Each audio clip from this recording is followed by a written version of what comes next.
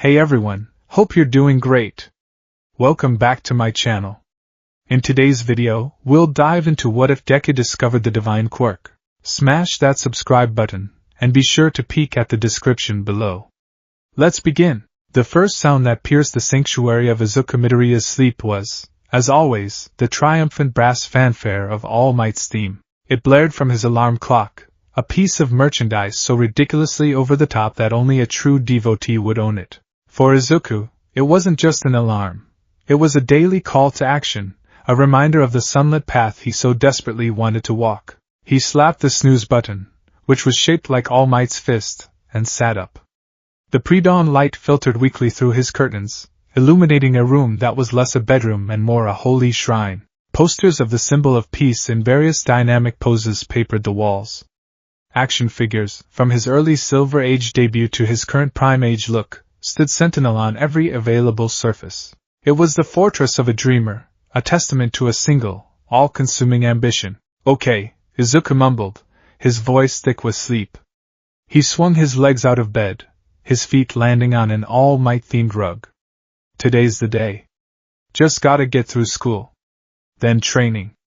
Then more analysis. Every step is a step closer. It was a mantra he'd repeated for years, a shield against the quiet, creeping doubt that lived in the corners of his mind. At 15 years old, in a world where 80% of the population possessed some kind of superhuman ability, or quirk, Izuku was an anomaly. A throwback. He was quirkless. The diagnosis had come when he was 4, a clinical death sentence to his dreams delivered by a doctor with a sad, pitying smile. He still remembered the flickering computer monitor, the X-ray of his foot with its extra toe joint, the static crackle of the video he'd watched on repeat.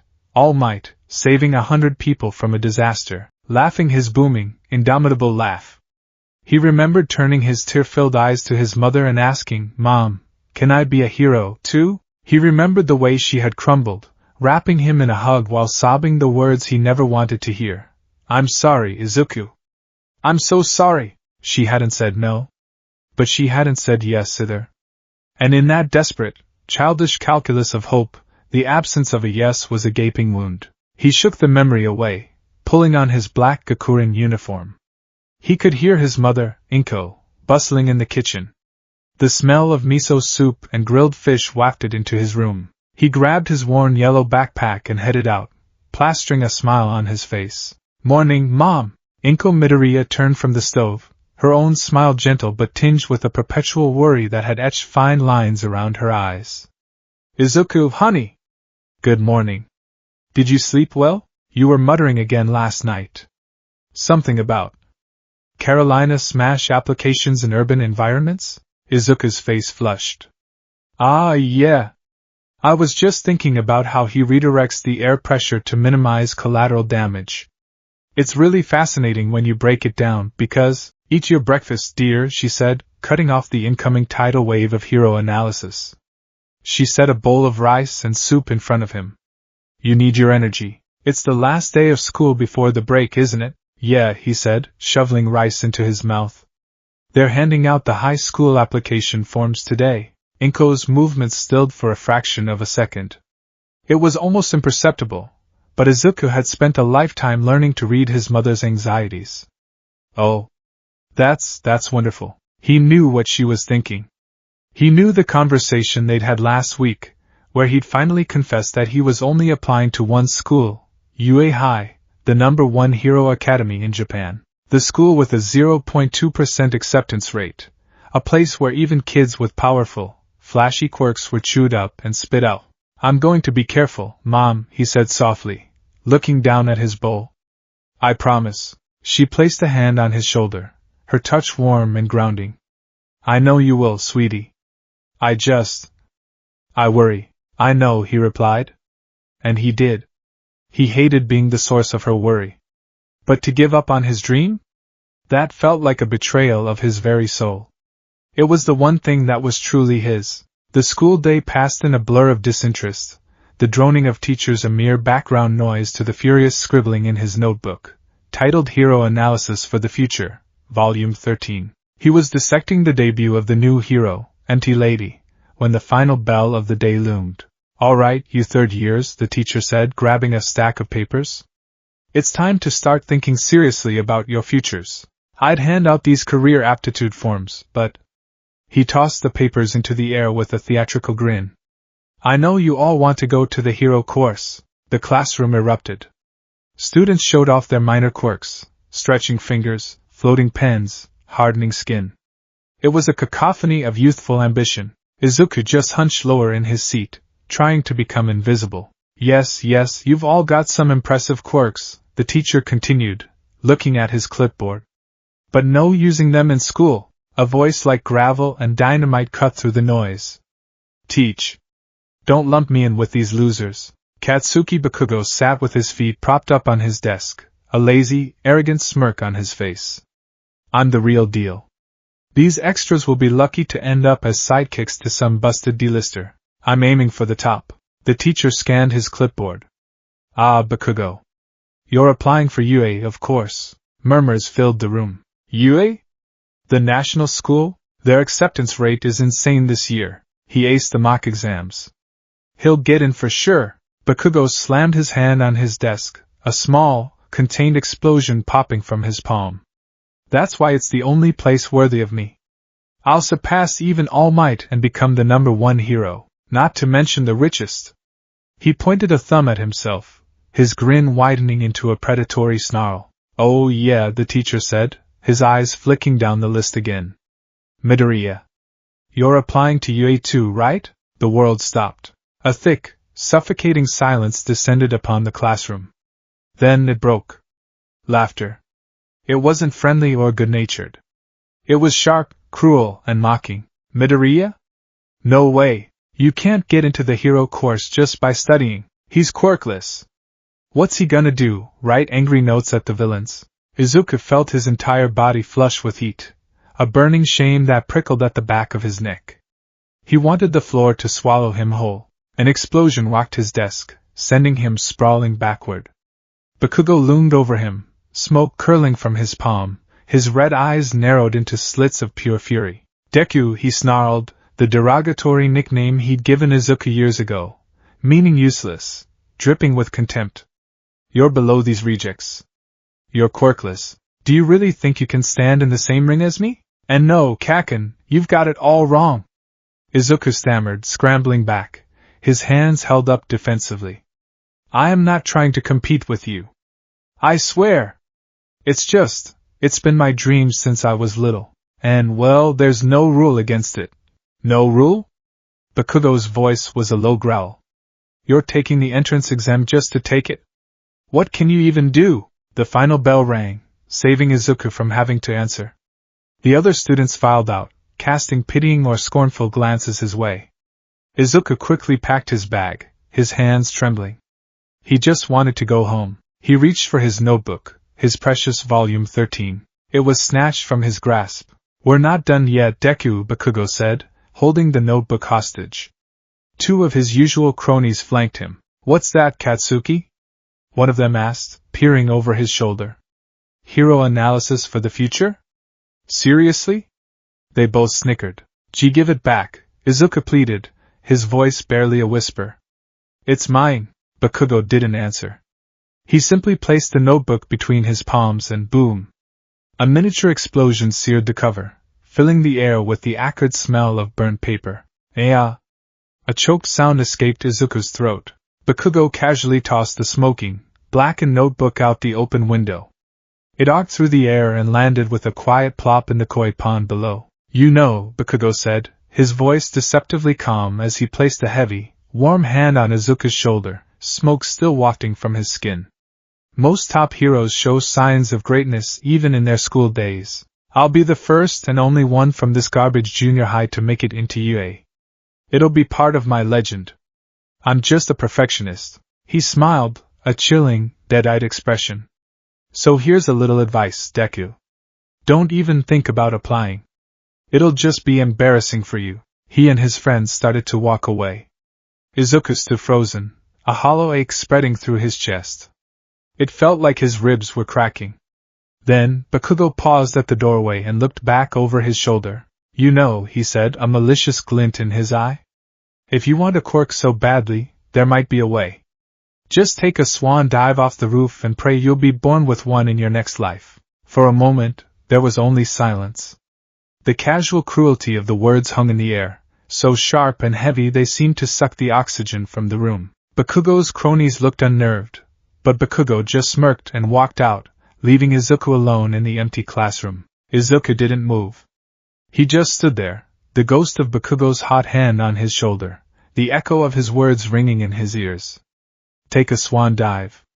Did he really mean that? Did he hate him that much? Slowly, mechanically, he walked to the koi pond. He used his book bag to fish out the soggy, ruined notebook. The ink had bled, the pages were warped, and the front was a charred mess. It looked as pathetic and broken as he felt. All Might's smiling face, drawn on the first page, was now a distorted, watery smear. The walk home was a funeral procession for a dream. The sun, which had seemed so bright and promising this morning, now felt accusatory, casting long, distorted shadows that mocked him. His feet dragged on the pavement. He took the long way, avoiding the usual routes, his mind a gray, static-filled void. Quirkless, useless, take a swan dive. He clutched the damp notebook to his chest. Maybe they were right. All of them. His mom, his teachers, Kaken. What was he even thinking? A hero's job is to risk their life. It's not something you can do without power. It was a stupid, childish fantasy. He entered a dark, narrow underpass, the sudden coolness a welcome shock. He needed to be realistic. Maybe he could be a police officer. They got to help people, even if they were often overshadowed by the heroes. Or a paramedic. Or a firefighter. There were other ways, but it's not the same. It wasn't about just helping. It was about saving. It was about standing in the face of overwhelming fear and being a beacon of hope. It was about being able to look a terrified person in the eye and say, with absolute conviction, it's fine now. Why? Because I am here. A strange gurgling sound echoed from behind him. It sounded like someone wading through mud. Izuku turned. A monstrous, amorphous form was rising from a manhole cover. It was a grotesque being made of green, viscous sludge, with two huge, cartoonish eyes and a wide, gaping mouth full of yellow teeth floating within the morass. A medium-sized invisibility cloak, the creature gurgled, its voice wet and distorted. Its huge eyes fixed on Izuku. Izuku froze, his blood turning to ice. A villain. Here. Now. His hero-analyst's brain screamed at him to run, to assess, to find a weakness. But his body was locked in primal fear. Before he could even scream, the sludge surged forward. It crashed over him like a foul, suffocating wave. The stench of raw sewage and something rotten filled his nostrils. The slime forced its way into his mouth and nose, a thick, cloying mass that blocked all air. He clawed at it, his fingers slipping uselessly through the semi-liquid body. Don't worry, kid. I'm just hijacking your body, the villain's voice echoed, muffled by its own substance. It'll only hurt for about 45 seconds. Then it'll all be over. Panic, pure and absolute, seized him. I can't breathe. My body, getting weak. His vision started to tunnel, black spots dancing at the edges. Am I dying? Is this it? Am I going to die without ever having done anything? His frantic, flailing hand knocked his yellow backpack to the ground. His ruined notebook tumbled out. No, no. Suddenly, the manhole cover he just passed shot into the air with a deafening clang. Have no fear, kid! A voice boomed, a sound as familiar and reassuring as his own heartbeat. I am here. Through the murky sludge, Izuku saw a silhouette that was burned into his very DNA. The V-shaped antenna-like bangs. The towering wall of muscle. The impossibly bright, toothy smile that never wavered. All Might. Texas. Smash! A hurricane of wind pressure blasted through the underpass. The force was so immense that the sludge villain was ripped apart, splattering against the concrete walls. Izuku was thrown clear, gasping, choking, sucking in the most wonderful, precious air he had ever tasted. He looked up, his vision blurry with tears of relief and awe. All Might was there, standing over him, already scooping the dazed and dispersed villain into 2 empty soda bottles. Thought I lost you back there. All Might said, his voice a cheerful baritone. "The city's sewer system is hard to navigate." He screwed the caps on the bottles, trapping the villain. "But all is well. You're safe." Izuku stared, starstruck. All Might. "Well, I'm off," the hero announced, giving him a thumbs up. "The police will be happy to take this one off my hands." "Stay safe, citizen." He crouched, preparing to leap. Wait. No. This was it. This was his one chance. The one person in the world who could give him a real answer. An answer that wasn't born of pity or contempt. Wait! Izuku cried. "I have to ask you something," but All Might was already in the air. On pure, unthinking instinct, Izuku lunged and grabbed onto the hero's massive cargo pants. "Whoa! Hey now, kid! Let go! I love my fans, but this is a little much." All Might shouted over the rushing wind as they soared into the sky. "If I let go, I'll die!" Izuku shrieked, his voice thin and reedy against the gale. "Oh. Right," All Might conceded. "Okay, just close your eyes and mouth." Izuku squeezed his eyes shut, his face contorting as the wind whipped at him. It was terrifying and exhilarating all at once. They landed moments later with a soft thud on the roof of a tall office building. Izuku collapsed onto the concrete, his body trembling. "That was my whole life flashing before my eyes." "Not a smart move," All Might admonished, his hands on his hips. "Bang on the door for a while. Someone will let you down. Now I have to go." He turned to leave. "Please wait," Izuku shouted, scrambling to his feet. "My whole life, I've been told I can't. That I'm useless. That I'm just a quirkless failure." He looked up, his eyes shining with desperate, unshed tears. The question that had lived in his heart for a decade finally burst forth. Even without a quirk, can I still be a hero? Can someone without a quirk become a hero like you? It was the ultimate question. The fulcrum upon which his entire existence balanced. He needed to know. All Might stopped. He didn't turn around. The silence stretched, thick with tension. "Without a quirk," he began slowly. And then, something happened. Steam began to pour from his body, like a kettle reaching its boiling point. Poof! Where the mountain of muscle had stood, there was now a skeletal, almost emaciated man with sunken, shadowed eyes and spiky, deflated hair. Blood trickled from the corner of his mouth. Izuku's jaw dropped. "What? You're a fake! An imposter! You're so scrawny!" "I am All Might," the man coughed, wiping his mouth with the back of his hand. He lifted his baggy t-shirt, revealing a horrific, swirling scar that covered the left side of his torso. It was a vortex of ruined flesh, a testament to an unimaginable injury. "I got this in a fight 5 years ago," he explained, his voice quiet and raspy. "My respiratory system was nearly destroyed, and my stomach was removed. I can only do hero work for about 3 hours a day. The rest of the time, I look like this." He let the shirt fall. That confident smile? That's just to hide the fear inside. To reassure others. A pro hero must always be ready to risk their life. He looked at Izuku, and for the first time, Izuku saw not the symbol of peace, but a tired, injured man. "You asked if you can be a hero without a power," All Might said, his voice heavy with a grim finality. "Honestly, no. I don't think you can." The words hit Izuku like a physical blow. It was worse than Bakugo's taunts. It was worse than the doctor's pity. This was his idol, the sun in his sky, telling him that his universe was a lie. "Some villains just can't be beaten without power," All Might continued, his tone softening slightly, trying to be gentle. "I can't just tell you that you can be a hero without a quirk, knowing that it might get you killed. It's not wrong to have dreams, young man.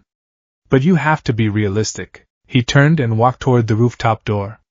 "If you want to help people, you can become a police officer.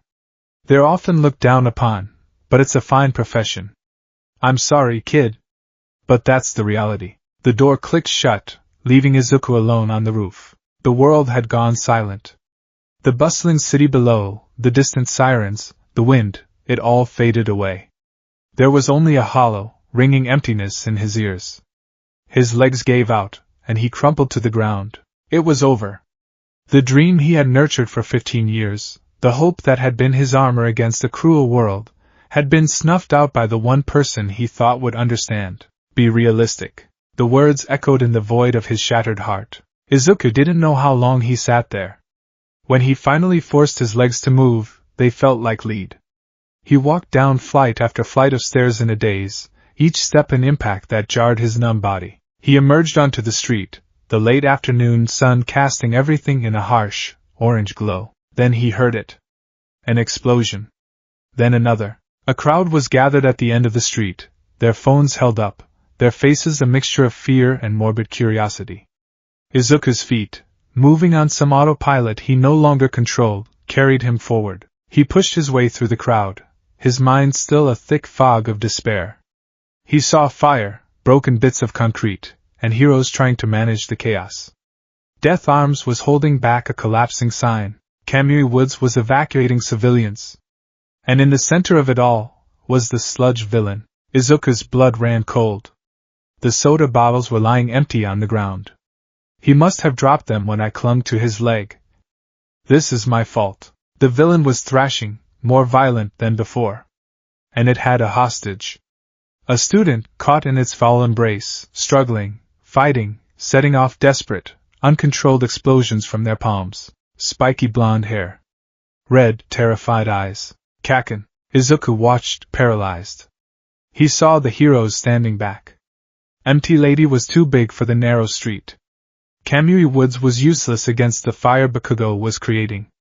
Backdraft was busy putting out the flames. No one had the right quirk to handle this. He saw All Might in the crowd, in his skinny form, clutching his chest and grimacing in pain. He was out of time. He was helpless. Everyone was helpless. And then, Izuku saw it.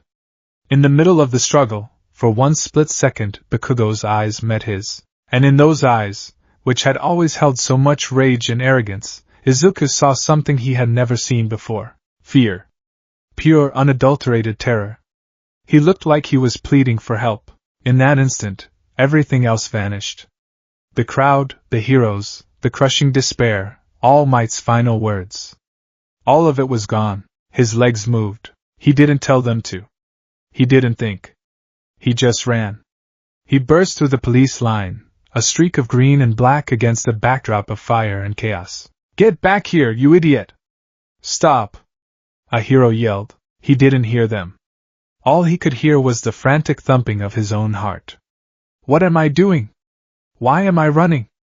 His mind screamed at him, but his body wouldn't listen. His eyes darted around, searching for something, anything. His hero analysis, ingrained through years of obsessive study, took over. Weakness. Eyes and teeth are solid. He swung his yellow backpack off his shoulder, and hurled it with all his might. It flew through the air and struck the villain right in its massive eye. It wasn't much, but it was enough. The villain roared in surprise, its grip loosening for a fraction of a second. Bakugo was able to gasp in a precious lungful of air. Deku? He choked out, his voice a mixture of fury and disbelief. I couldn't just stand there and watch you die. Izuku screamed, his voice cracking, tears streaming down his face as he clawed frantically at the sludge, trying to free his childhood friend, his tormentor. Why are you here? Bakugo yelled. My legs just moved on their own. Izuku sobbed. I don't know why. But, you looked like you were asking for help. The moment was shattered. The villain's eye refocused, its rage now directed entirely at the small, quirkless boy who dared to interfere. You again! It gurgled, a wave of sludge rising up like a cobra. I'll swallow you both. The green mass crashed down. Izuku squeezed his eyes shut. This was it. He was going to die. A useless, stupid, heroic death. He had accomplished nothing. He hadn't saved Kaken. He had just gotten himself killed. A deep, primal part of him, the part that had dreamed for 15 years, let out a final, silent scream. A prayer to a universe that had never once answered. I want to save him, and for the first time, the universe answered back. It wasn't a sound. It was a feeling. A deep, resonant crack in the very core of his being, as if a dam he never knew existed had just burst. Energy, hot and pure and overwhelming, flooded every cell in his body. It was a power he had never felt, a song he had never heard, a light he had never seen. A blast of blinding, brilliant gold erupted from Izuku's body. It wasn't an explosion of force like Bakugo's. It was a silent, incandescent detonation of pure light. The world was washed out in a sea of gold, so intense it forced everyone, onlookers, heroes, even Bakugo, to shield their eyes. For a breathtaking, impossible moment, two massive, ethereal appendages of shimmering energy flared from Izuku's back, shaped like the wings of a seraph. They were not made of flesh or feather, but of woven light and dancing motes of gold, unfurling in a display of cosmic grandeur before vanishing as quickly as they appeared. To the people in the crowd, the light was warm. It felt like the first sunbeam after a long winter, like a mother's embrace, like a whispered word of hope. It chased away the fear in their hearts, filling them with a strange, sudden calm. To the sludge villain, it was pure agony. The light wasn't burning it. It was unmaking it. The golden energy, imbued with a property that was the absolute antithesis of the villain's vile, parasitic nature, seeped into its very being. It was a torrent of purification, a holy fire that scoured away the malice, the cohesion, the very will that held its form together. The villain let out a shriek, a sound entirely different from its earlier gurgles of anger. It was a sound of profound, existential pain. It was the sound of something unholy being exorcised. With a final, violent spasm, the villain was expelled from Bakugo's body. It didn't fly away, it was simply rejected. The sludge recoiled from Izuku as if he were a blazing sun, its form destabilizing, smoking, and thinning. It collapsed onto the pavement, no longer a monstrous, sentient being, but a twitching, harmless puddle of muck. The golden light vanished. Silence. The only sound was Bakugo, on his hands and knees, coughing and gasping for breath. The fire and chaos seemed a world away. Every eye was fixed on the small, green-haired boy standing in the center of the street. Bakugo looked up, his red eyes wide, his usual rage completely absent, replaced by a profound, earth-shattering confusion. He stared at Izuku, at the boy he had always known as Deku, as weak, as quirkless, as nothing. And he saw someone he didn't recognize at all. Across the street, in the crowd, Toshinori Yagi stood frozen. He had been about to force his body past its limit, to transform for just a few precious seconds to intervene. But then the light had come. He had seen it. A power not of destruction, but of purity. A miracle born from the desperation of a quirkless boy he had just crushed. His mind, which held the secrets of one for all and generations of heroes, reeled in absolute, staggering shock. What in the world was that? For Izuku, the world came rushing back in a dizzying torrent. The shouting, the sirens, the smell of smoke. The power that had filled him, that had felt so boundless and infinite, was gone. In its place was an abyss of exhaustion. It wasn't just tiredness. It was a hollowing out of his very soul. Every muscle screamed. His bones felt like they were made of chalk. A wave of vertigo washed over him, so powerful his knees buckled. His vision swam, the edges turning gray, then black. The world tunneled down to a single point of focus. The last thing Izuku Midoriya saw before the darkness took him was the towering, muscular form of All Might, standing at the edge of the police line, his signature smile completely gone, replaced by a look of utter, world-breaking astonishment. Then nothing. The first thing to return was sound. A rhythmic, monotonous beep, steady as a metronome, drilling into the soft gray fog of his consciousness.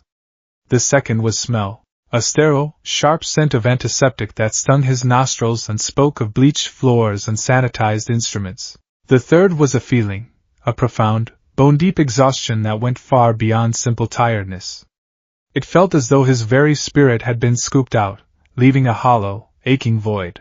Izuku Midoriya's eyelids fluttered open. They felt heavy, like tiny lead curtains. The world swam into focus slowly. A white acoustic tile ceiling, a transparent bag hanging from a metal pole, and the pale, worried face of his mother hovering over him. Izuku? Oh, Izuku, honey, you're awake! Inko Midoriya's voice was a dam breaking, releasing a flood of relief, worry, and a dozen other frantic emotions. Her hand, trembling slightly, came to rest on his forehead. It was cool and soft. Mom! He rasped. His throat felt like sandpaper. What happened? Oh, sweetie, don't you worry about that now, she said, her eyes already welling with tears. You just rest. You gave us all such a scare. The heroes, the paramedics, they said it was Quirk exhaustion. The words hung in the air between them, laden with confusion. Quirk exhaustion. A common enough diagnosis for those who overexerted their abilities, but for Izuku, it was an impossibility, a contradiction in terms. It was like diagnosing a fish with dehydration. But I don't. He started, trying to push himself up. A wave of dizziness slammed into him, and he fell back against the starchy pillows with a groan. The beeping of the heart monitor next to his bed picked up its tempo. Sure, no, don't move, Inko insisted, gently pushing him back down. The doctor said you need to rest. Your energy levels are practically non-existent. He said he's never seen a case of depletion this severe. She wrung her hands, her gaze darting from Izuku to the forward drip. They told me you manifested a quirk. A very powerful one. Izuku, why didn't you tell me? All this time I thought. He saw the flicker of hurt in her eyes, quickly masked by concern. How could he explain something he didn't understand himself? That 10 minutes ago, in his own mind, he was quirkless? I didn't know, Mom, he whispered, the words feeling thin and inadequate. It just happened. I was trying to help Kaken, and then, there was a light. He remembered it now, in flashes. The blinding gold. The feeling of immense, boundless power flooding his veins. The silent, screaming agony of the sludge villain, and the impossible, phantom sensation of wings sprouting from his back. He instinctively reached a hand to his shoulder blades, feeling only the thin cotton of the hospital gown. It must have been a hallucination. Before Inko could press further, a doctor in a white coat entered the room, holding a clipboard. He had a kind face, but his brow was furrowed in professional bewilderment. Ah, Midoriya-kun. Good to see you awake, he said, offering a small smile. He checked the readouts on the monitor. Well, your vitals are stabilizing. That's a good sign. Doctor, what exactly happened to my son? Inko asked, her voice tight with anxiety. The doctor sighed, tapping his pen against the clipboard. Medically speaking, Mrs. Midoriya, your son experienced a near-total depletion of his body's bioelectric and cellular energy. It's consistent with severe quirk exhaustion, but the scale is unprecedented. We ran his quirk registry file, of course. He's listed as quirkless, with the extra toe joint and all the classic markers. He looked at Izuku, his expression a mixture of fascination and utter confusion. We've taken blood samples, but frankly, we're in uncharted territory. The energy signature the first responders recorded at the scene was off the charts, but it was a type of biophotonic emission we have no classification for. It left no radiation, no thermal scorching, it just was. My best guess? You're the 1 in a billion case of an ultra-late blooming quirk, and a phenomenally powerful one at that. Your body simply wasn't prepared for the output.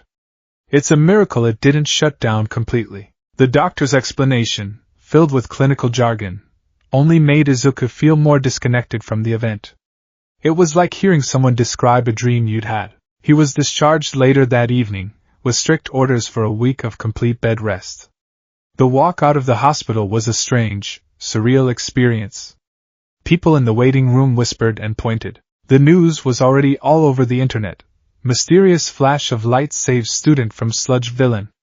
The footage was shaky and overexposed, but it was there, a brief, silent detonation of gold. They called him the flashbang miracle. The ride home was silent.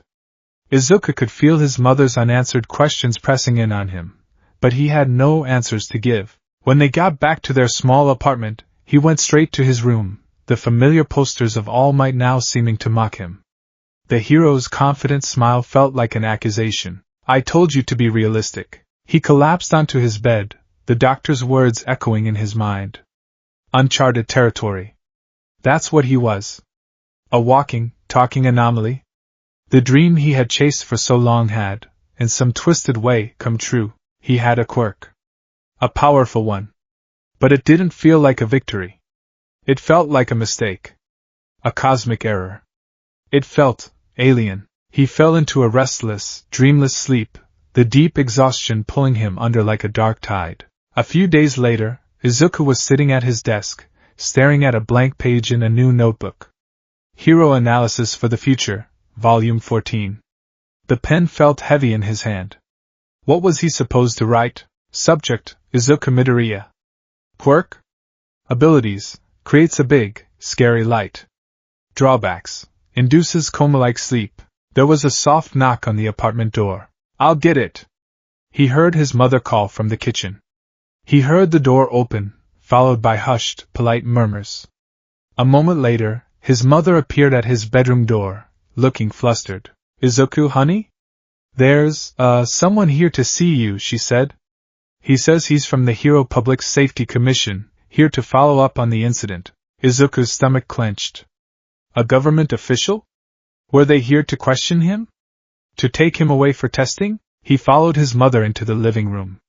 Standing there, looking incredibly awkward and out of place, was a man so thin he looked like a gust of wind might knock him over. He had messy blonde hair, sunken eyes that seemed too big for his skull, and he was wearing a baggy, mustard yellow suit that was at least 2 sizes too large. Izuku froze.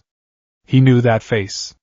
He knew that deflated posture. It was All Might. The man offered a weak, strained smile and a slight bow. Hello, Midoriya-san, Midoriya Shounen. My name is Toshinori Yagi. I apologize for the intrusion. Inko bowed back deeply. Not at all, Yagi-san. Please come in. Can I get you some tea? That would be wonderful, thank you, Toshinori said, his eyes fixed on Izuku. As soon as Inko had bustled off to the kitchen, Toshinori's expression shifted from polite formality to one of grave seriousness. He shuffled over to Izuku, his movements slow and pained. We need to talk, young man, he rasped, his voice low. All Might, what are you doing here? Izuku whispered, his heart hammering against his ribs. I came to do 2 things, Toshinori said, his gaze unwavering. First, I came to thank you. You ran in while I stood there, paralyzed by my own weakness. You reminded me what it means to be a hero. It's not about having a power, it's about that moment when your body moves on its own. Izuku stared, speechless.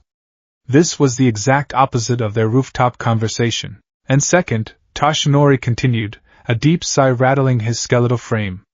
I came to apologize. What I said to you on that roof, it was the tired, jaded words of a broken man, not the symbol of peace. I projected my own limitations onto you. I was wrong. Utterly and completely wrong. An apology. From All Might. The words were so unexpected, so powerful, they seemed to warp the very air in the room.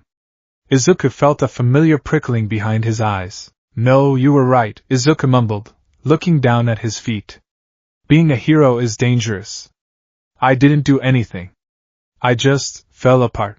You didn't fall apart, Toshinori countered, his voice gaining a spark of intensity. You unleashed a miracle. Young man, I have been a pro-hero for a long time. I have seen thousands of quirks. I have fought against the most powerful villain this world has ever known. He leaned in closer, his blue eyes burning with an emotion Izuku couldn't quite name. Awe, fear, reverence. I have never seen anything like what you did. Inko returned with a tray of tea, her presence breaking the tension. She set it down on the coffee table, her brow furrowed with concern at their serious expressions. Yagi-san, she began, about my son's quirk. The doctors were so confused. Is it really that unusual? Toshinori took a sip of tea, using the moment to compose himself. He looked from the worried mother to her stunned son. He knew he was at a crossroads. He could give a boilerplate government response and leave, or he could tell a version of the truth that would change this boy's life forever. He had spent the last 3 days doing nothing but thinking about this. About the boy he had crushed, the heroism he had shown, and the impossible light. His conscience wouldn't let him walk away. Midoriya-san, he said, setting the cup down. It's more than unusual. It's unique. A power like your son's has never been officially recorded. A quirk that doesn't destroy, but purifies. A power that radiates an aura of hope. It's truly a one-of-a-kind phenomenon. He then turned his full attention to Izuku. Which is why you are in a very precarious position, young Midoriya. Precarious? Izuku echoed. A power like that, Toshinori said, his voice dropping to a conspiratorial whisper, it doesn't just attract attention from the public. It attracts the wrong kind of attention. There are entities in this world, villains who would do anything to possess a power like yours. Or, failing that, to extinguish it before it can become a threat to them. The memory of the sludge villain's agonized shriek flashed in Izuku's mind. The light hadn't just pushed it, it had hurt it on a fundamental level. Toshinori leaned forward, the casual persona gone, replaced by the grim wisdom of All Might. I did not come here to offer you my power, young man. You do not need it. You have your own. A power, I suspect, that is far rarer and perhaps far more significant than mine. No, I came to offer you something else. My guidance. My training. Let me help you learn to control this gift. Let me help you become the hero you were born to be, so that when those who covet your light come for you, you will be ready. The room was silent save for the ticking of a clock on the wall. It was an offer that dwarfed his wildest dreams. All Might, the #1 hero, wanted to train him, not as a successor, but as his own unique prodigy. Izuku looked at his mother. She looked terrified, but as her eyes met his, he saw a flicker of something else, fierce, unwavering love. She didn't understand the half of what was being said, but she understood the look on her son's face. The spark of hope that had been extinguished on that rooftop had just been reignited into a bonfire. She took a deep breath. My Izuku, he has always wanted to be a hero more than anything in the world. If you can help him do that, safely, then he has my blessing. Toshinori bowed his head to her. You have my word, Midoriya-san. I will protect him with my life. Izuku finally found his voice, a tear tracing a path down his cheek. Yes, he said, his voice thick but firm. Yes, please, All Might. I accept. A true, genuine smile spread across Toshinori's gaunt face, reaching his eyes. Good. Then our work begins. We have 10 months until the UA entrance exam. We have no time to waste. He then revealed his injury and the full story behind his time limit, cementing the secret that now bound the three of them together. When he finally left their apartment an hour later, the world had fundamentally shifted. Izuku was no longer a quirkless dreamer or a confused anomaly. He was a boy with a secret, a mentor, and a destiny he was finally ready to seize. The following Monday, at 5 o'clock in the morning, Izuku stood before the mountain of trash that was the Dagoba Municipal Beach Park. The sea breeze carried the foul stench of rusted metal, rotting waste, and years of illegal dumping. Toshinori, in his skinny form, stood beside him, hands stuffed in his pockets. This is my training? Izuku asked, looking at the seemingly insurmountable task. This is the foundation, Toshinori corrected. That power of yours, it's not a muscle. Think of it as pure energy, channeled from your own life force. When you used it, you drained your battery to absolute zero. Our first goal is to make your battery bigger, stronger, and more efficient. That means building your body. He gestured to the mountains of trash. You will clean this entire section of the beach. Every last scrap. This will build your muscles, your endurance, your grit. But more importantly, he said, tapping his own chest, it will build your vessel. A stronger body can house and withstand a stronger wellspring of energy. We fortify the temple before we worship the god within, understand? Izuku, filled with a new, burning determination, nodded. Yes, sir. And so began the 10 months of hell. The first month was pure physical torment. Izuku dragged rusted washing machines, hauled waterlogged tires, and carried broken refrigerators. His muscles screamed in protest. His hands were a mess of blisters and cuts. Every night he would collapse into bed, an exhausted sack of aching limbs, only to be woken before dawn by the blare of his all-might alarm clock. Toshinori was a surprisingly strict but insightful coach.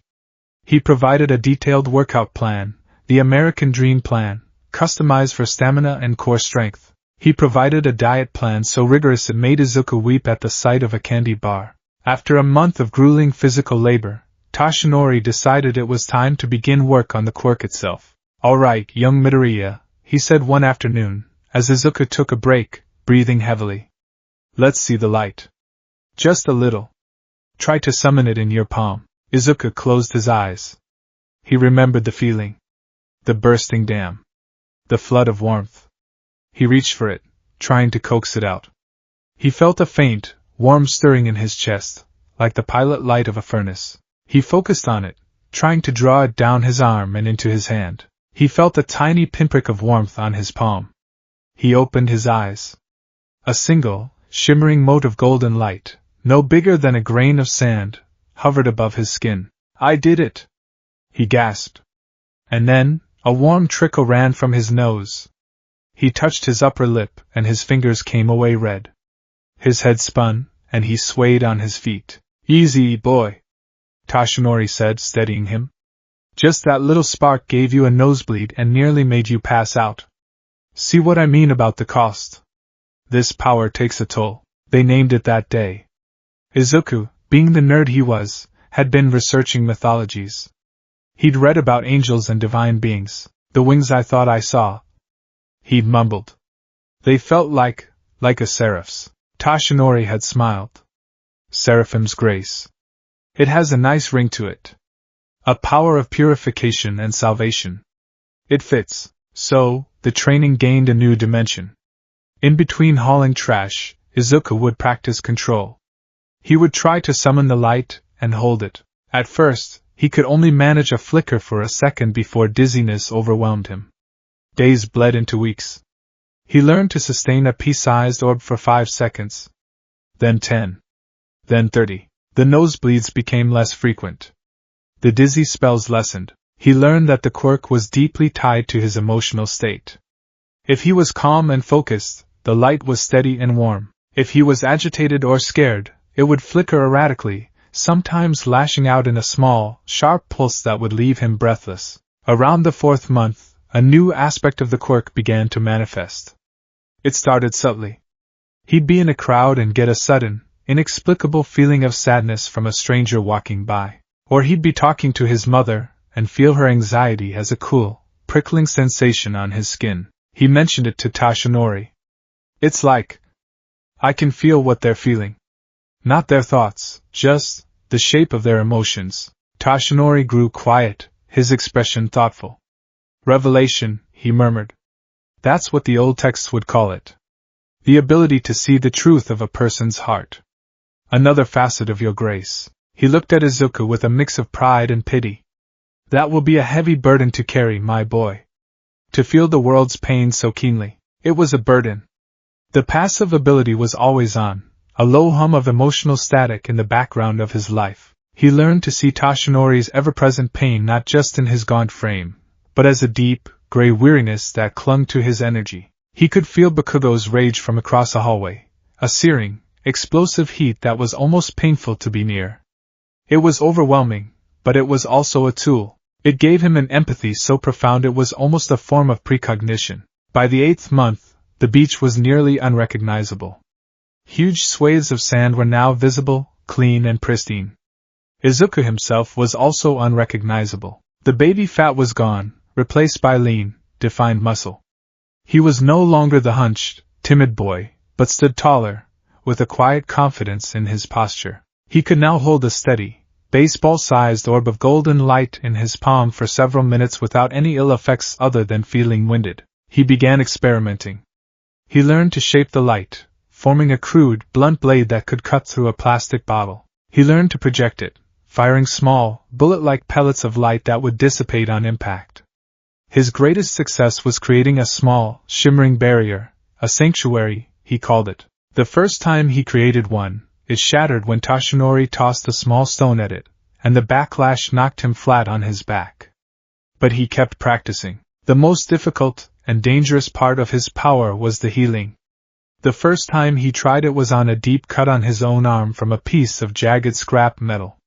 He placed his glowing palm over the wound. He felt his energy flow into the torn flesh, and with it came a phantom sensation. The searing, tearing pain of the cut itself echoed 100 times over in his mind.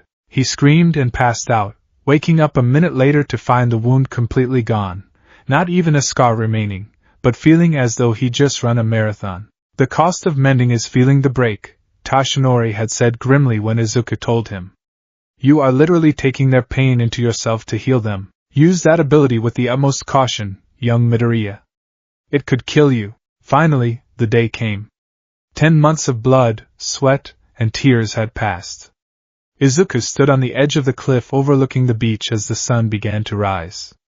Below him, the shore was immaculate. The sand, washed by the tide, gleamed in the dawn light. Not a single scrap of trash remained.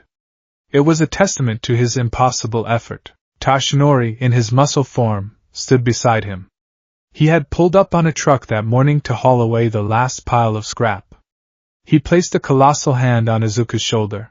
"Look at this, my boy," All Might boomed, his voice full of pride. "You did it.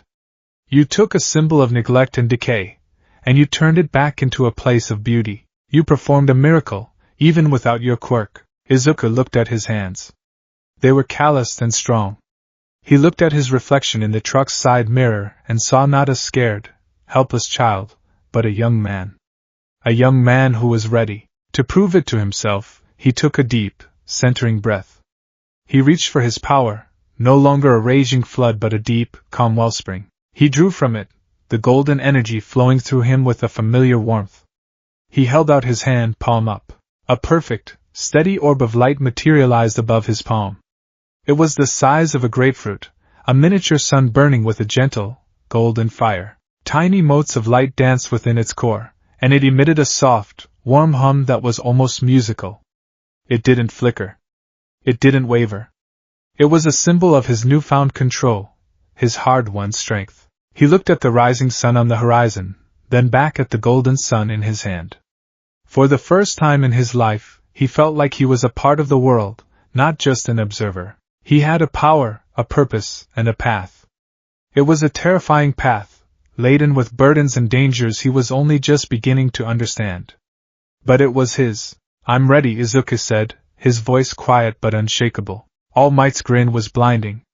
"Yes, you are. Go, young Midoriya. Go and take your first step.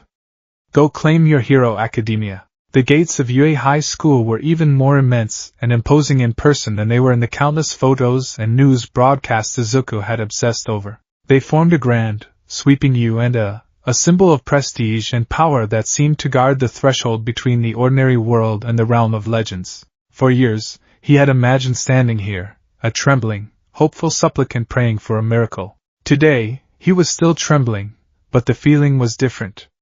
It wasn't the cold, hollow terror of an imposter. It was the vibrating, electric hum of a competitor stepping into the arena. 10 months of grueling, spirit-breaking, body-remaking labor under All Might's tutelage had forged a new foundation within him. He was still Izuku Midoriya, the anxious, muttering analyst. But now, that boy stood atop a pillar of quiet confidence, built from tons of scrap metal and countless hours spent coaxing a sun into the palm of his hand. He clutched the strap of his yellow backpack, the familiar weight a small comfort. "Okay, first step," he whispered to himself, his mantra for the day. "Just one foot in front of the other. You're not here by mistake. You earned this." He took that first step onto the hallowed grounds of his dream, and promptly caught his foot on an uneven paving stone and pitched forward, a testament to the fact that 10 months of training could build muscle but couldn't completely rewire a lifetime of flustered awkwardness. Whoa, oof! He braced for a face-first introduction to the Yui walkway, but the impact never came. He stopped, hovering an inch from the ground, a strange, weightless sensation enveloping him. "Phew! That was a close one," a bright, cheerful voice said from beside him. "It'd be bad luck to fall right at the start, wouldn't it?" Izuku scrambled to get his feet under him, turning to see a girl with a round, kind face, rosy cheeks, and big, expressive brown eyes. She had her fingers pressed together in a specific way. It was the girl from the school orientation, the one who had stopped Present Mike from getting annoyed at him. "Oh. Thank you," Izuku stammered, his face flushing crimson. He felt a faint, pleasant warmth radiate from her in his revelation sense. It was like sunshine on a cool day, sincere, open, and utterly without malice. It was a stark contrast to the churning maelstrom of anxiety, arrogance, and competitive fire he could feel from the dozens of other applicants streaming past them. That wider cacophony of emotional noise was something he was still learning to filter, a constant, low-grade hum at the edge of his senses. I just used my quirk on you, she explained, touching her fingertips together again. Release. Izuku felt his normal weight return with a soft thump as his shoes settled fully on the pavement. It's called zero gravity, she added with a proud smile. Wow, that's amazing. It would be so useful for rescue operations, especially clearing debris without causing further collapse, and for mobility in zero-G environments. Or even, he cut himself off, clamping a hand over his mouth. The muttering habit died hard. She just giggled. You're really thinking about it, huh? Well, I'm super nervous. But I guess everyone is. Let's do our best. See ya inside. She gave a small wave and hurried off toward the main building. Izuku watched her go, a small, genuine smile on his face. The warmth of her kindness was a welcome anchor in the churning sea of ambition around him. He took a deep breath, squared his shoulders, and followed. The written portion of the exam was, to his relief, straightforward. His years of obsessive studying and note-taking paid off. Math, science, Japanese, English. He moved through the questions with a quiet competence, his mind sharp and focused. It was the calm before the storm. After the written test, all the applicants were herded into a massive auditorium with a stage fit for a rock concert. The lights dimmed, and a single, massive spotlight hit the center of the stage. What's up, UA candidates? Thanks for tuning in to me, your school DJ. A voice screamed from the stage. President Mike, the voice hero, stood there in all his leather-clad, gravity-defying haired glory. Everybody say hey. A dead, nervous silence filled the auditorium. Tough crowd, President Mike muttered, before launching into his high-octane presentation. Alright, let's get to it. Like your application said, today you rockin' robots will be conducting 10-minute mock urban battles. That's right, a whole city just for you. On the massive screen behind him, a graphic showed several different city arenas. You can bring whatever you want with you. After the presentation, you'll head to your specified battle center, okay? Izuku looked down at his card. Battle Center B. He glanced to his right and saw Bakugo looking at his own card with a feral grin. Their eyes met for a fraction of a second. Bakugo's revelation signature was a searing, explosive heat, a vortex of pride and rage. It was so intense it was almost painful. Izuku quickly looked away. They were in different centers. A small part of him was relieved. Okay, let's talk about the targets. President Mike continued, as silhouettes of 3 different robots appeared on screen. There are 3 types of foe villains in every battle center. You'll earn points based on their difficulty level. Your goal, listeners, is to use your quirks to rack up a heroic score by smashing these villains to bits. Izuku's eyes narrowed. Smashing them to bits. That was the opposite of everything All Might had taught him. Conservation of energy. Precision.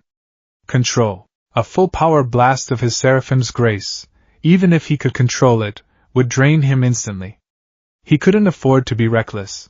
A boy with neat dark hair and glasses a few rows down shot to his feet, his hand raised ramrod straight. It was the stern-looking student from the entrance. Excuse me, sir, but I have a question, he announced, his voice ringing with authority. Hit me. On the printout, there are 4 types of villains listed.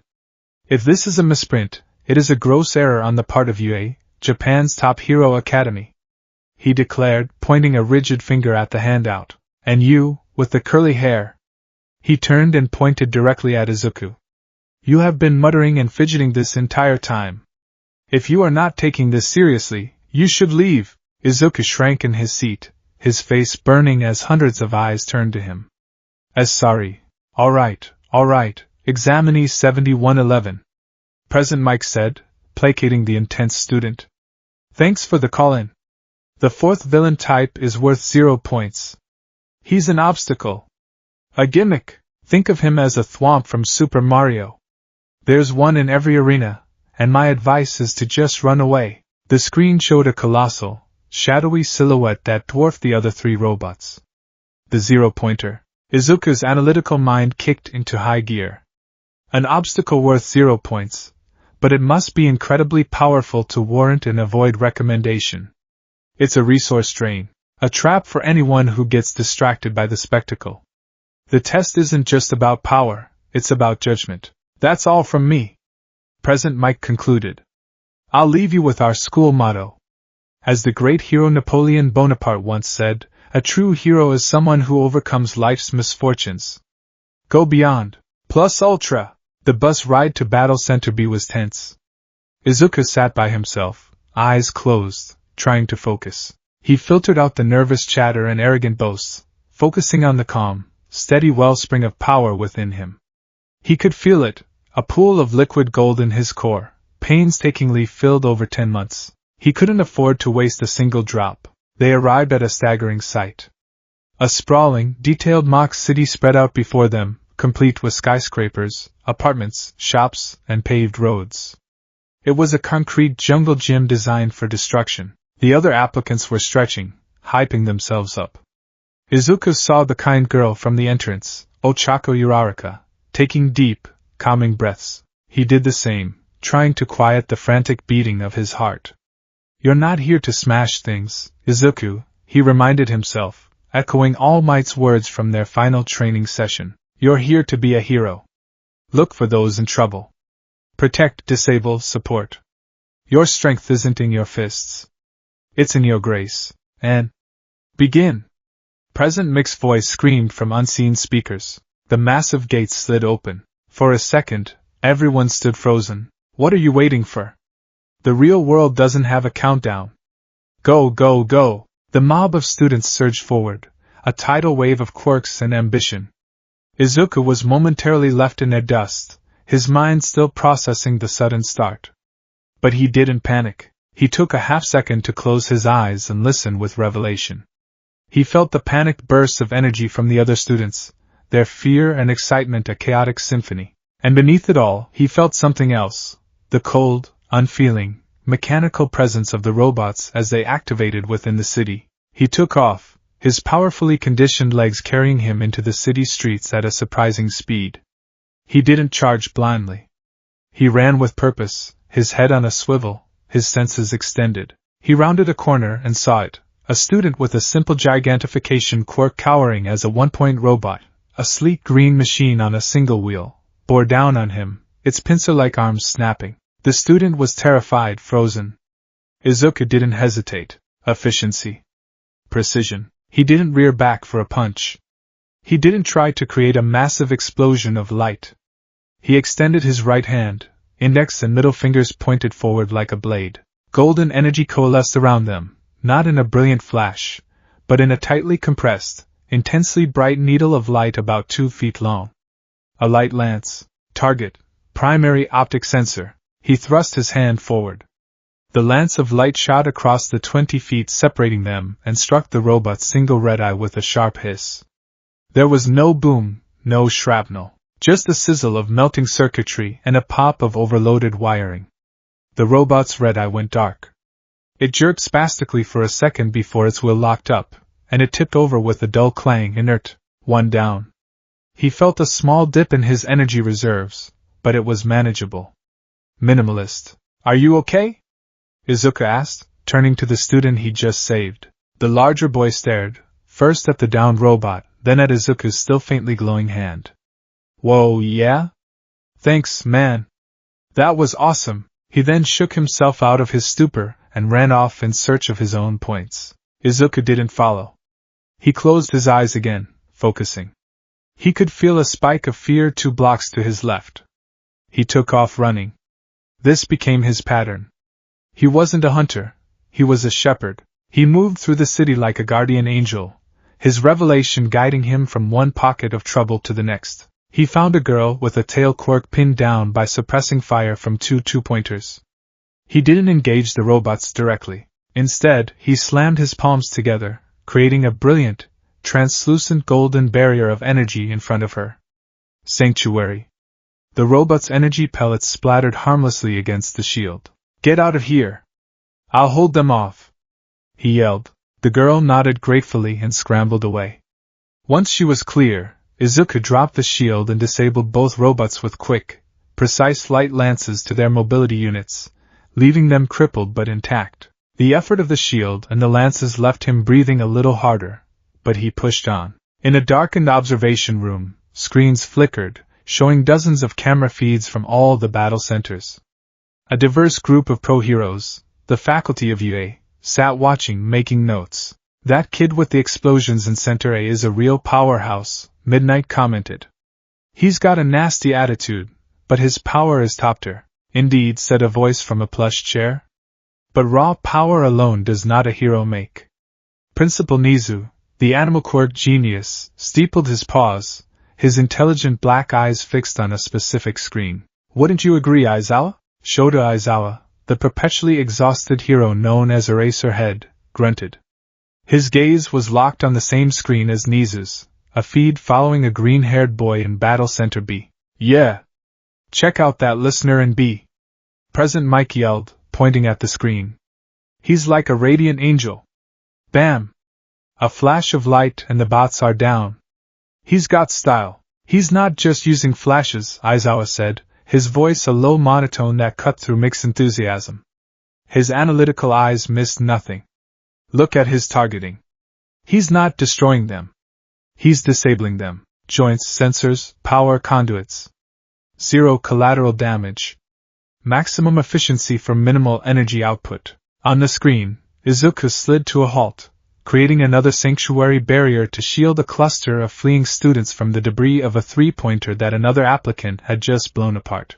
Izuku stumbled after holding the shield, clutching his head for a second before shaking it off. "He's also hitting his limit," Aizawa observed, a flicker of something unreadable in his eyes.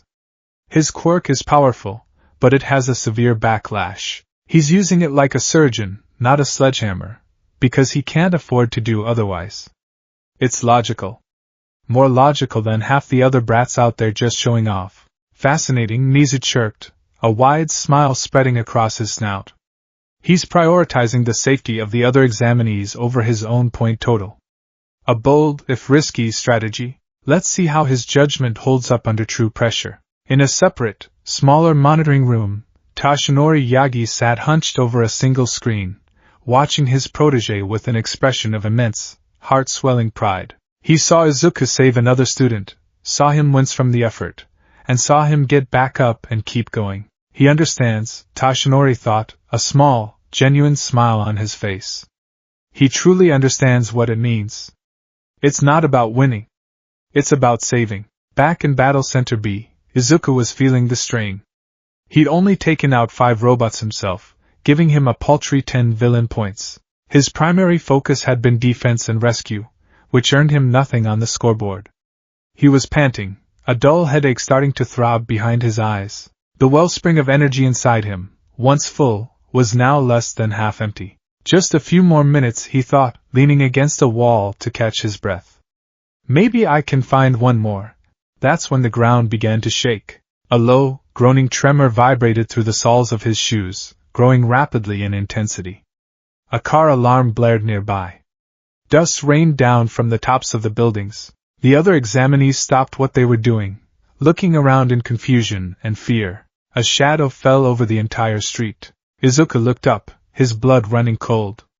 Rising from behind a skyscraper, so massive it blotted out the sun, was the zero-pointer. It was a behemoth of green metal and black wiring, a walking skyscraper whose single, glowing red eye swept across the cityscape.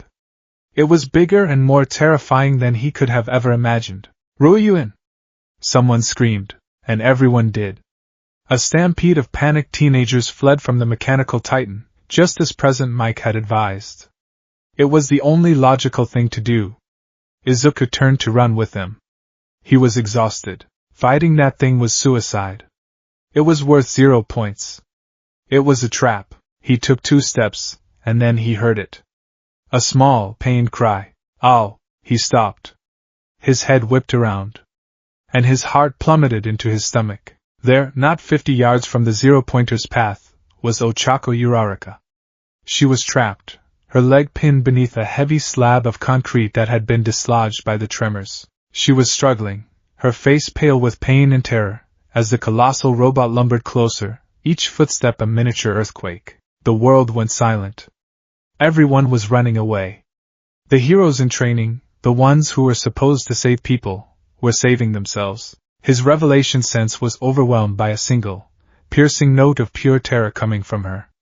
It was the same feeling he'd sensed from Kakin in the sludge. It was the feeling of someone staring death in the face. All Might's words echoed in his head. Be realistic. You have to know when to retreat. Then, his own words from that day. I couldn't just stand there and watch you die. My legs just moved on their own. He looked at the fleeing students, then at the trapped girl, then at the advancing Titan. There was no choice. There never was. His body, honed by 10 months of hell, exploded into motion. He ran towards the danger. Hey!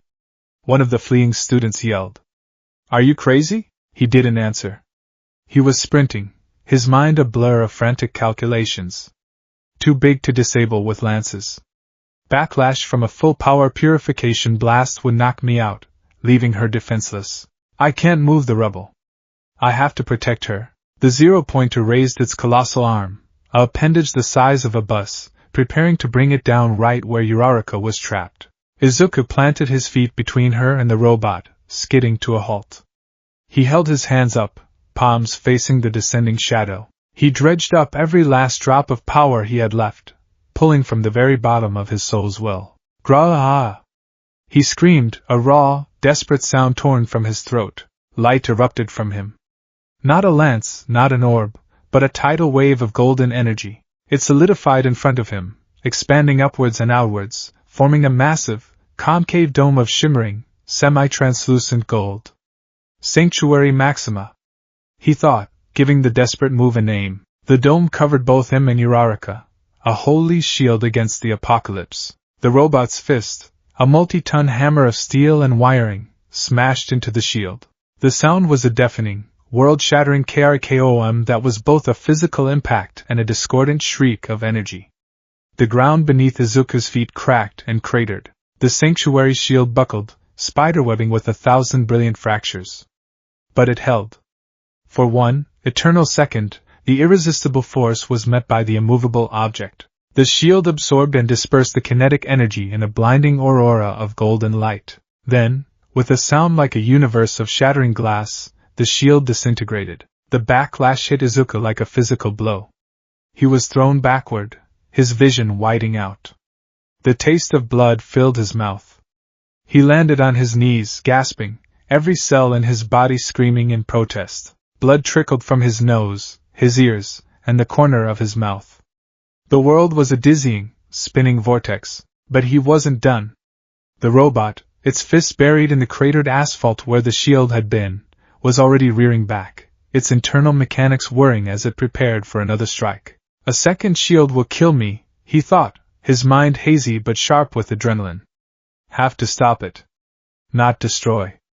Disable. He staggered to his feet, his body screaming. He looked at the robot's massive leg, at the complex array of pistons and hydraulic actuators around its ankle and knee. He remembered his training, All Might's lectures on structural weaknesses, on thinking like a hero. Save the person, defeat the villain. The objective is her safety. He pushed his hands forward, channeling the last, fiery dregs of his grace. His vision was tunneling, but he forced himself to focus. The power didn't form a shield this time. It condensed, sharpened, into 2 javelins of pure, incandescent light, burning with the intensity of a star's core. Wrath! He roared, thrusting his hands forward. The 2 seraphs' javelins shot through the air, silent and swift. They didn't hit the armored chassis. They struck their targets with surgical precision. One pierced the main hydraulic line in the robot's knee. The other severed the primary actuator in its ankle. There was no explosion. Only a loud, high-pressure hiss as hydraulic fluid vented in a massive cloud of vapor. A horrible, grinding groan of stressed metal echoed through the street as tons of unsupported weight buckled. The robot's leg gave way. It lost its balance, its massive frame tilting, teetering. Izuku had targeted the outer leg, and just as he'd calculated, the behemoth toppled sideways, away from Uraraka, crashing into an empty skyscraper with a cataclysmic roar of shattering glass and twisting steel. Silence descended upon the battlefield. The job was done. The threat was neutralized. The girl was safe. The adrenaline that had held Izuku together vanished. The monumental energy debt he had just incurred came due. His strength evaporated.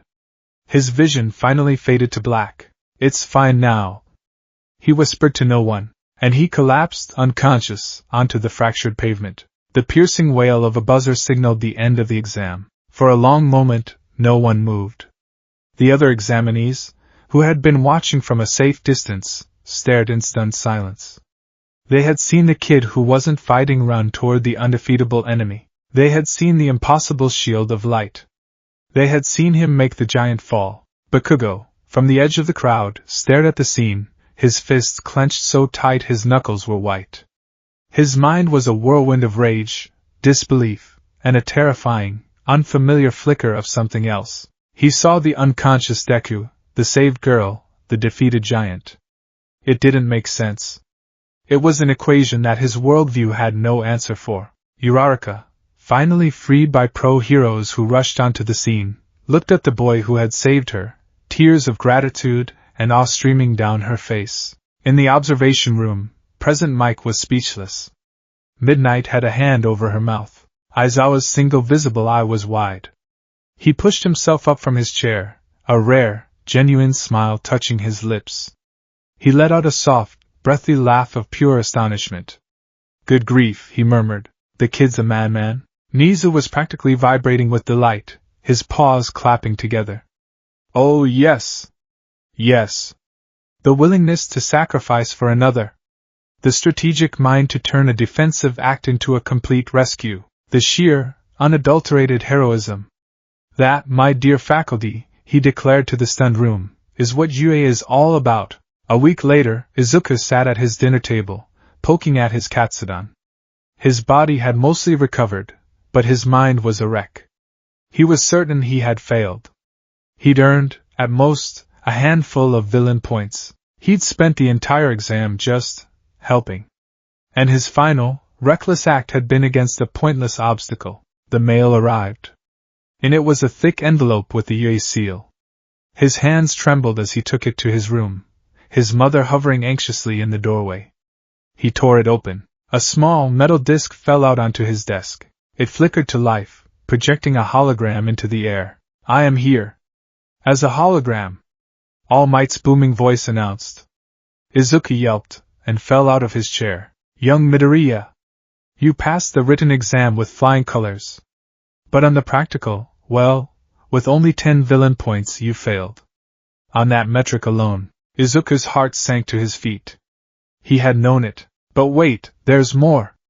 All Might's hologram boomed, holding up a finger. He gestured, and a screen appeared next to him, showing footage of Uraraka. "Do you really think," All Might said, his voice softening, "that we would have a hero course that discounts the very essence of heroism?" The screen showed Uraraka after the exam, talking animatedly to present Mike. "That boy," her voice said, "he saved me. He was amazing.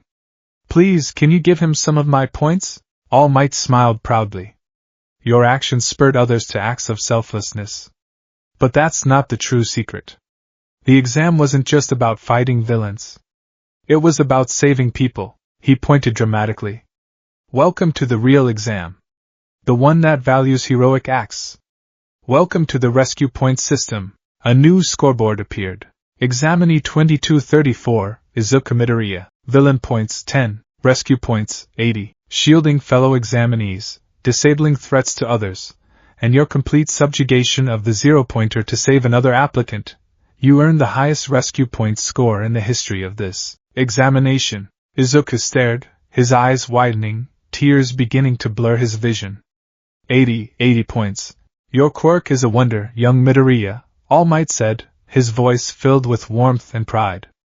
A power not of destruction, but of salvation. You used it not for glory, but for others. You have proven yourself worthy. The hologram of All Might extended a hand. "Welcome, Izuku Midoriya. This is your hero academia." Izuku looked at his own hand, then at the hologram, and finally at his mother, who was now openly sobbing with joy in the doorway. He clutched the acceptance letter to his chest as tears of pure, unadulterated joy finally broke free, washing away years of pain, a decade of doubt, and the last vestiges of the quirkless boy he used to be. He had done it. His journey was just beginning. The UA high school uniform was heavier than Izuku had imagined. It wasn't the physical weight of the fine gray wool, but the symbolic gravity of it.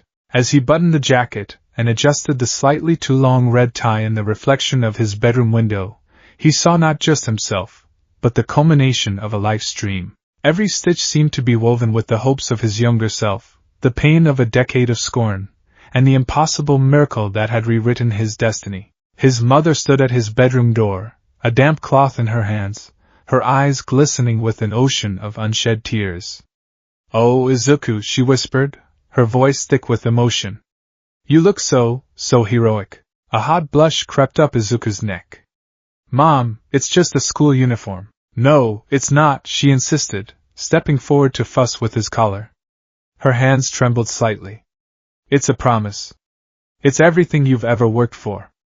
I'm so proud of you." She finally let the tears fall, dabbing at them with her cloth. "And I'm so terrified." Izuku's smile softened. He reached out and placed a hand on hers. It felt small and fragile compared to the callous strength his own had gained.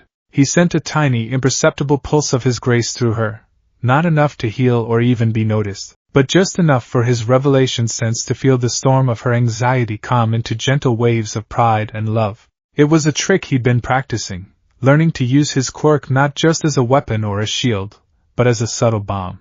"I'll be careful, Mom," he said, his voice imbued with a quiet confidence that was still new to him. "All might is. Yaegi-san is helping me. I'm learning. I'm getting stronger." She squeezed his hand, her smile returning, watery but genuine. "I know you are. Now go on. Don't be late for your first day." The journey to UA was different this time. He was no longer an applicant lost in a sea of hopefuls. He was a student. The uniform was a key, opening a path through the throng of commuters, who parted with looks of respect and admiration. For the first time in his life, he wasn't being looked down on or ignored. He was being looked up to. The feeling was both intoxicating and deeply humbling. It was a responsibility he could now feel settling onto his shoulders, right alongside his yellow backpack. He navigated the sprawling campus, his heart a frantic drum against his ribs, until he found it, a door so comically oversized it looked like it was made for a giant.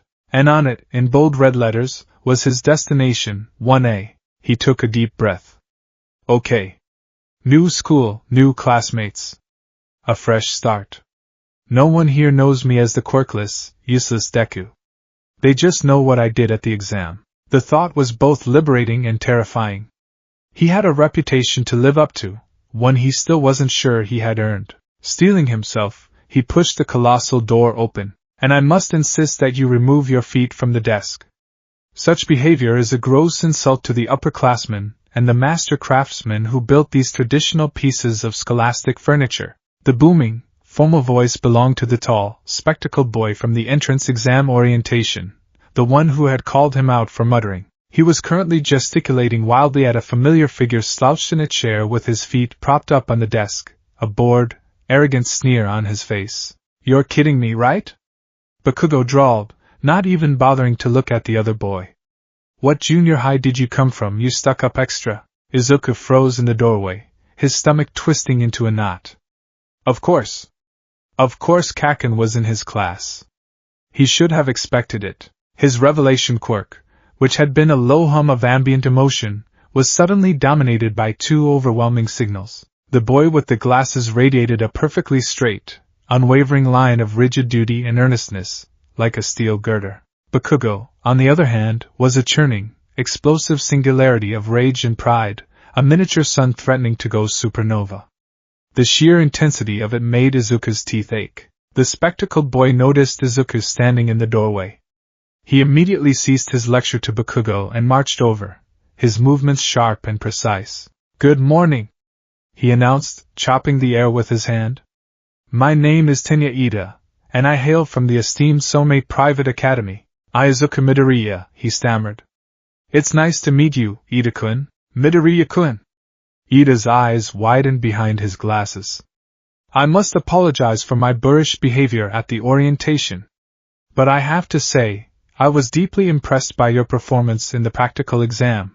You alone grasped its true nature. You are clearly the more heroic student between us. Before Izuku could respond to the overwhelmingly sincere praise, a warm, familiar presence approached from behind him. Oh! It's you! The plain-looking boy who fell. He turned to see Ochako Uraraka, the kind girl who had saved him from face-planting. Her emotional signature was a welcome relief, like a patch of sunshine breaking through the storm clouds of Bakugo's anger and the rigid geometry of Ida's formality. I'm Ochako Uraraka. Ida, you too. It's so cool we're all in the same class. She beamed. That shield thing you did, Midoriya-kun. And how you made that huge robot fall. That was incredible. You were like whoosh and then bam. She made wild gestures with her hands, her enthusiasm infectious. Izuku's face was surely reaching a new, undiscovered shade of red. Thank you, Uraraka-san. Your quirk is amazing too. He was cut off by a low, dangerous growl from across the room. Deku. The single word cut through the friendly chatter like a shard of ice.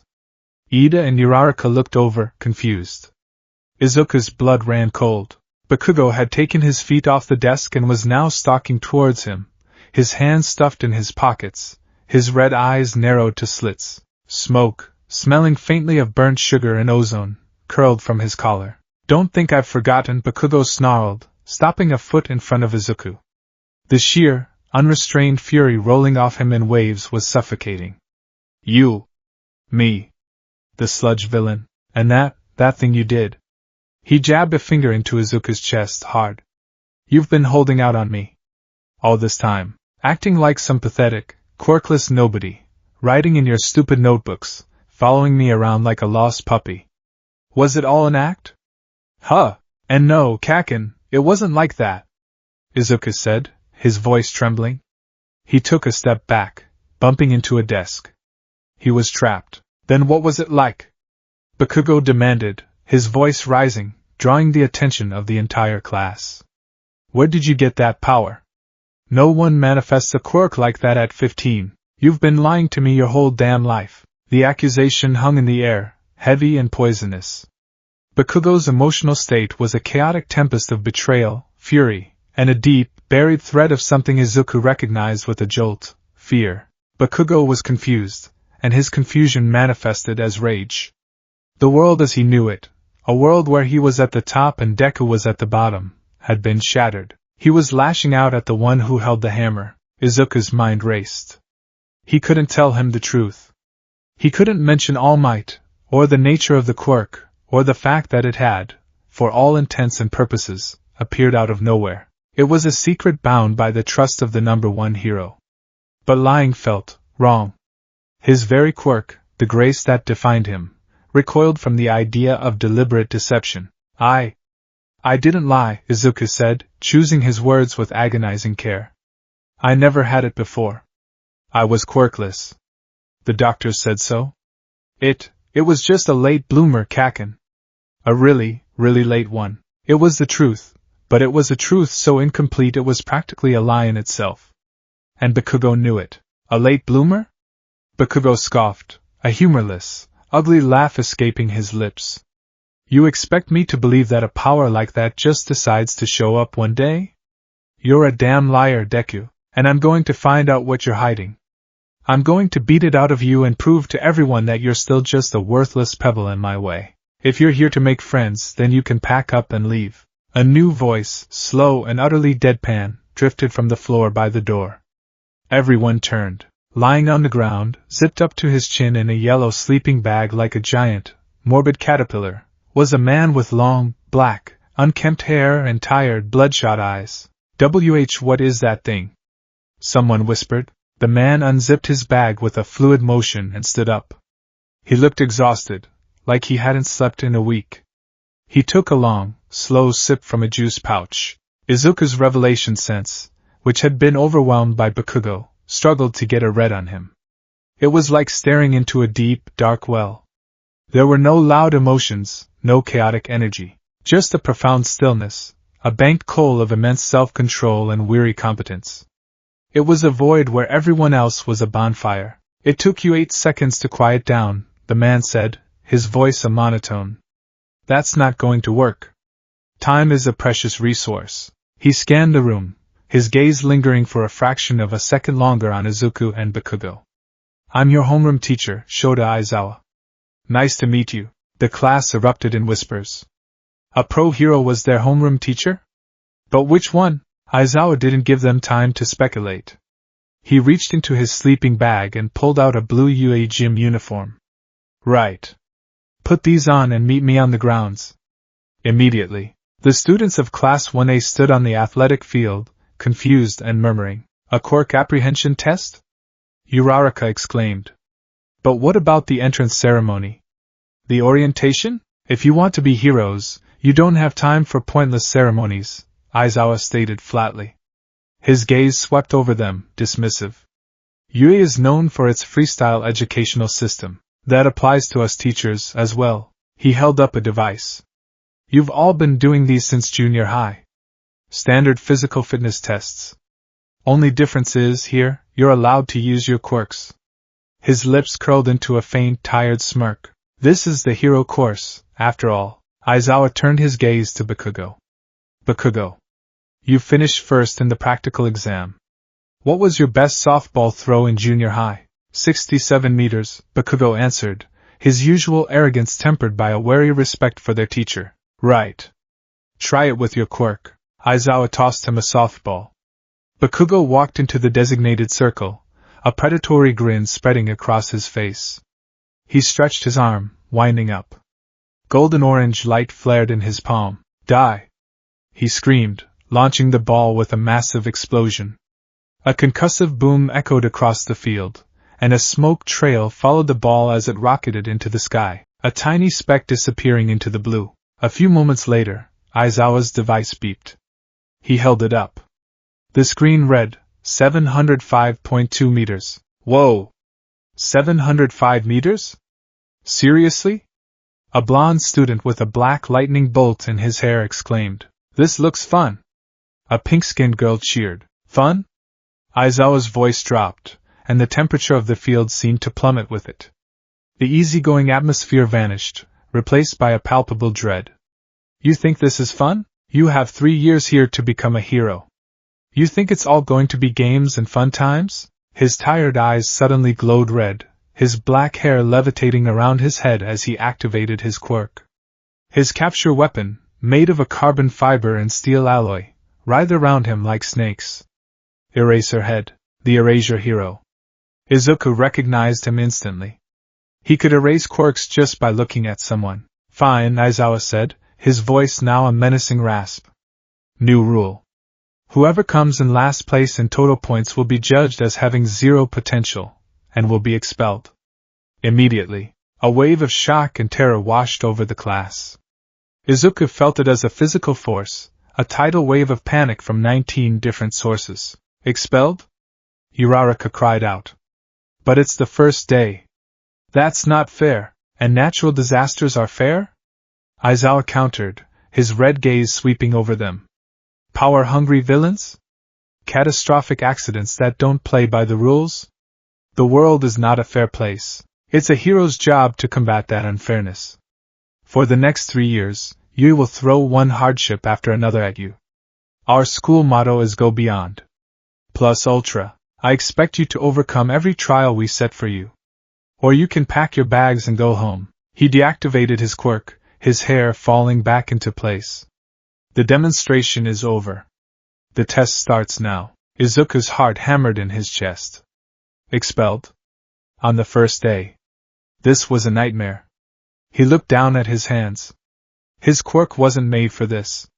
It wasn't a simple enhancement. It was a high-cost, high-risk power designed for saving, not for sprinting or grip tests. Aizawa was right. This was a hardship. And he had to overcome it. Test 1, 50-meter dash. Izuku was paired against Ida.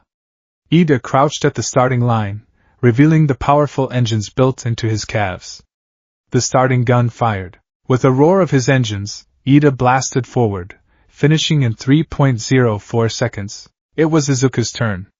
He couldn't just run. He'd get a mediocre score. He needed an edge. Conservation, he thought, remembering All Might's lessons. Don't use a cannon to kill a mosquito. He crouched. As the gun fired, he didn't erupt in light. Instead, he channeled a tiny, sharp pulse of his grace into the sole of his left foot, pushing off. It wasn't an explosion, it was a firm, silent shove, light step. He repeated the process, right foot, right foot, small, controlled bursts of propulsive energy that barely even glowed. He wasn't flying. He was augmenting his stride, pushing the ground away from him. He crossed the line in 5.58 seconds. It wasn't spectacular, but it was far better than his quirkless time would have been. He felt a slight throb in his temples, the cost of even that minimal output. Test 2, grip strength. He watched as a student with multiple arms, Mizo Shoji, scored an incredible 540 kilograms. Izuku took his turn, squeezing the device with all the strength his new physique could offer. The meter climbed 45 kilograms, 50 kilograms, 55 kg. He gritted his teeth, pushing harder. 58 kilograms. The muscles in his forearm screamed. He released it, panting. A perfectly average score. He couldn't use his quirk here directly. But as he flexed his aching hand, he did something subtle. He focused a tiny, thread-like stream of Seraphim's grace into the strained muscles of his forearm. He felt that familiar phantom echo of pain, like a dull ache, as the quirk mended the micro-tears and flushed the lactic acid. The burning sensation faded. It was a minuscule use of his power, but it preserved his stamina for the tests to come.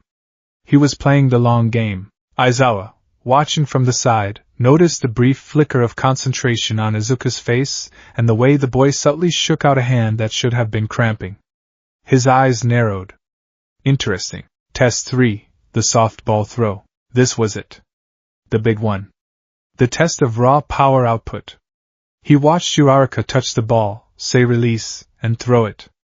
It floated up, and up, and up, never coming down. Aizawa's device displayed a symbol, infinity. The class gasped. Infinity. How could anyone top that? Now, all eyes were on Izuku. The kid who defeated the zero-pointer. They were expecting a spectacle. Aizawa's gaze was particularly heavy, his expression a mixture of clinical skepticism and impatience. He clearly thought Izuku's quirk was just a flashy light show, all style and no substance. He expected arrogance. Izuku walked into the circle, the soft ball feeling alien in his hand. He couldn't mimic Uraraka's elegance. He couldn't mimic Bakugo's raw explosive force. Smashing wasn't his style, and a full-power purification blast would have no kinetic force and would probably knock him unconscious. He had to think differently. He remembered All Might throwing a punch and the wind pressure it created. He remembered Bakugo's explosions, how they moved the air. His power was light, but light was energy. And energy could be converted. Don't just release the light, he thought, his mind racing. Compress it. Contain it. Then let it expand. A concussive, kinetic blast of pure, displaced force. Not a flash. A shockwave. He took a deep breath, planting his feet. He drew on his power, the golden light pooling not just in his hand, but all along his arm. The sleeve of his gym uniform began to glow. He wasn't preparing to throw. He was preparing to unleash. The energy didn't feel warm and gentle. As he compressed it, it felt volatile, unstable, like holding a miniature star in his fist. His muscles trembled with the strain of containing it. He wound up his arm, his movements mirroring All Might's, a tribute to his idol. But at the moment of release, he didn't smash. He opened his palm, and as the ball left his fingertips, he released the compressed energy in a single, focused, forward-facing wave. There was no sound at first.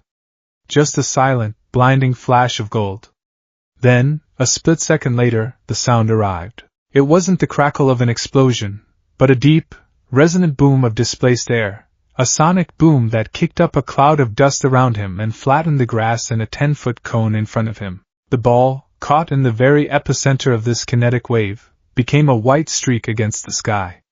It flew with an impossible velocity, arcing high and far, even further than Bakugo's. The class was stunned into silence. Aizawa's device beeped. He held it up. 706.3 meters. Just 1 meter past Bakugo's. What the hell was that? The lightning quirk boy, Kaminari, shouted. Bakugo's head whipped around, his eyes wide with disbelief and incandescent rage. He had been beaten. By Deku. By a single meter. The silent, seething fury rolling off him was so potent Izuku felt it like a physical heat from across the field. But Izuku barely registered it. The price for that single, spectacular display was immediate and severe. The moment the light left his hand, a crippling wave of vertigo slammed into him. The world tilted violently on its axis. The clear blue sky and the green field spun into a nauseating vortex of color. A hot, wet sensation filled his nostrils, and a thick drop of blood fell from his nose, spattering onto the white circle at his feet. His ears rang, and a jackhammer started pounding behind his eyes. He swayed, his vision tunneling. He gritted his teeth, planting his feet, refusing to fall. Don't show weakness. Not here. Not now. He fought to stay upright, his body trembling, his breath coming in ragged gasps. He had drawn too much, too fast. It was less than what he'd used on the zero-pointer, but it was still a massive, single expenditure, and Aizawa saw it all. He saw the blast. He saw the score. And then he saw the aftermath. The nosebleed. The pallor of Izuku's skin, the way the boy swayed like a leaf in the wind, his knuckles white as he clenched his fists to keep himself from collapsing, the sheer, grim determination in his eyes as he fought against the backlash of his own power. Aizawa's expression, which had been one of cynical annoyance, slowly changed. The skepticism faded, replaced by a sharp, analytical curiosity. This wasn't the arrogance of a kid with a flashy, easy quirk. This was the desperate gamble of someone wielding a double-edged sword, where every swing cut the wielder as much as the target. The boy wasn't a show-off. He was a reckless, high-wire act with a quirk that was actively trying to tear him apart from the inside. The remaining tests passed in a blur for Izuku. Standing long jump, he created a small, solid platform of light beneath his feet at the apex of his jump for a second boost, landing him a decent score but making his headache worse. Repeated side steps, he used his raw, trained agility, not daring to use his quirk again. Through it all, he felt Aizawa's eyes on him. It was no longer a dismissive glance. It was a focused, dissecting gaze, like a doctor examining a fascinating but highly volatile patient. Finally, it was over. Aizawa gathered them. All right, time to show you the results, he said, his voice back to its usual monotone. A holographic scoreboard appeared in the air. Izuku scanned the list frantically, his heart in his throat. He searched for his name at the bottom. 20th. Minoru Mineta. A tiny boy who was now weeping openly. Izuku's eyes kept moving up. 19th. 18th.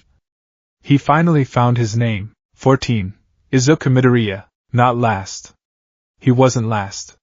He was solidly in the middle of the pack.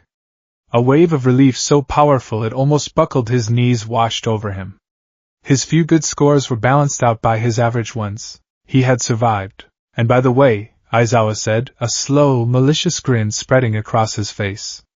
I was lying about the expulsion. The class froze. It was a logical ruse, he said, the grin widening. To draw out the upper limits of your quirks. Way out? Most of the class screamed in unison. Of course it was a ruse. A girl with a black ponytail, Momo Yayorozu, said calmly.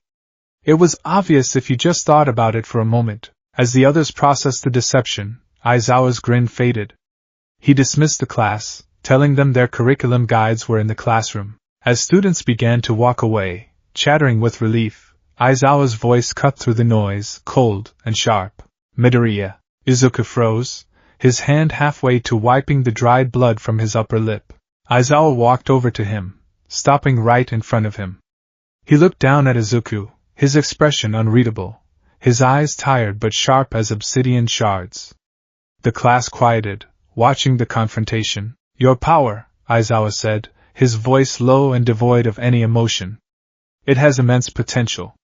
More than most of your classmates. Perhaps more than anyone I've seen in a long time. Izuku's heart skipped a beat. Praise? From Aizawa? But you have zero control over the consequences, Aizawa continued, his words like chips of ice. You use it like a kamikaze, throwing your life force away for a momentary burst of power. That stunt with the ball thrown nearly knocked you out. Another one of those, and you'd be in the infirmary. A third, and you might be in the morgue. He leaned in closer, his voice dropping to a near whisper that was more intimidating than any shout. I don't care what kind of miracle you performed at the entrance exam. Here you are a liability. A glass cannon waiting to shatter. Let me be perfectly clear. He held Izuku's gaze, and for the first time, Izuku felt the full weight of the man's authority, the grim reality of the hero world staring him in the face. Learn control. Master the price of your potential. If you can't, you'll be useless to me and everyone else. Learn control, he repeated, his voice dangerously soft, or your quirk will kill you long before any villain gets the chance. Aizawa turned and walked away, his capture weapon settling around his neck, leaving Izuku standing alone in the center of the field. The other students began to file away, some casting him pitying glances, others looking at him with a new, wary respect. Uraraka gave him a worried look, but Ida gently guided her away. Bakugo just stared, a complex, unreadable expression on his face, before turning with a sharp tch and storming off. Izuku finally let out a breath he didn't realize he'd been holding. His body ached. His head throbbed. Aizawa's words echoed in his mind, not as a threat, but as a stark, undeniable truth. The potential and the price. Today, he had shown everyone the potential. But he, more than anyone, had just paid the price. And he knew, with a certainty that chilled him to the bone, that the cost would only get higher.